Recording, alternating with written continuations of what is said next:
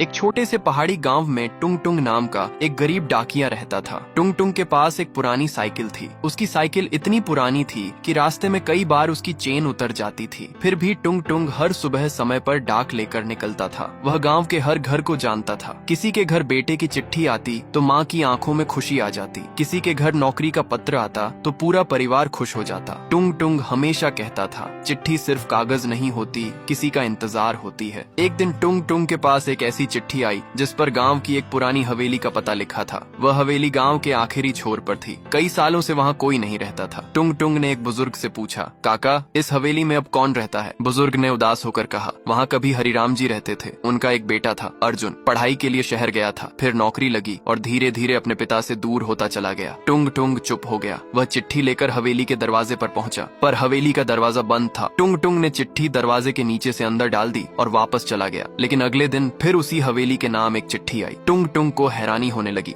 एक दिन उसने लिफाफे के पीछे लिखा देखा, जब तक मेरा बेटा वापस नहीं आता ये चिट्ठियां भेजते रहना। टुंग टुंग समझ गया कि ये चिट्ठियां हरिराम जी ने अपने बेटे के लिए लिखी थीं, लेकिन हरिराम जी अब इस दुनिया में नहीं थे। टुंग टुंग ने सारी चिट्ठियां संभाल कर रख ली। महीने गुजर गए। एक दिन गांव में एक बड़ी गाड़ी आकर रुकी। उसमें से एक आदमी उतरा। उसने हवेली की तरफ देखते हुए पूछा, क्या यहाँ मेरे पिता रहते थे? टुंग टुंग ने उसे देखते ही पहचान लिया। वह अर्जुन था। टुंग टुंग धीरे धीरे अपनी पुरानी डाक की थैली खोलने लगा। उसने सारी चिट्ठियां अर्जुन के हाथ में रख दी। अर्जुन ने कांपते हाथों से सभी चिट्ठियों को पढ़ा। चिट्ठियां पढ़ते पढ़ते अर्जुन अब अपने आंसू नहीं रोक पाया। फिर उसने आखिरी चिट्ठी खोली। उसमें सिर्फ एक लाइन थी, बेटा शायद अब मैं तेरा इंतजार नहीं कर पाऊंगा, लेकिन अगर तू कभी लौटे तो इस घर को अकेला मत छोड़ना। अर्जुन वहीं जमीन पर बैठकर रोने लगा। कुछ देर बाद उसने टुंग टुंग से पूछा, ये चिट्ठियां आपको किसने दी थी? टुंग टुंग ने धीमी आवाज में कहा, तुम्हारे पिता ने मरने से पहले। अर्जुन ने हैरानी से उसकी तरफ देखा। टुंग टुंग बोला, उन्होंने मुझसे कहा था कि अगर उनका बेटा कभी लौटे तो ये चिट्ठियां उसे जरूर देना। अर्जुन की आंखों से लगातार आंसू बह रहे थे। वह हवेली के अंदर गया। धूल से ढकी एक कुर्सी के पास उसके पिता की तस्वीर रखी थी। अर्जुन तस्वीर के सामने बैठ गया और रोते हुए बोला, बाबा, मैं बहुत देर से आया। उस दिन अर्जुन ने शहर वापस जाने का फैसला बदल दिया। उसने अपने पिता का घर ठीक करवाया और उसी गाँव में रहने